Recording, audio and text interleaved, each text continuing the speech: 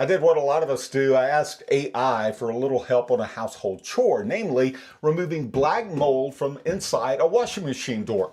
And one of the answers I got would have sent my family to the hospital. I asked ChatGPT, Google Gemini, Perplexity, Microsoft Copilot, and Alexa Plus for some help. Each one suggested cleaning it with diluted bleach and water or a cleaning solution.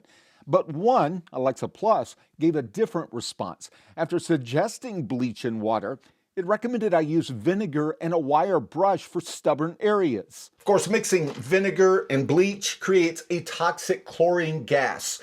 Now, many of us know that, but someone following AI might not. All the other AI agents warned against using vinegar and bleach together, but not Alexa, not online, and not when I ask an Echo device. Start by wiping the gasket with a bleach solution or vinegar. Then run a hot cycle with baking soda, followed by another with vinegar to clean the drum. And when I informed Alexa of the danger, it apologized and said it would learn from the mistake. But when I signed on using a different account a day later, it still gave the same dangerous answer. But this is a reminder that AI doesn't actually know things. It predicts answers based on information it has seen before. Sometimes. But sometimes the answers can be wrong, unsafe, or even worse.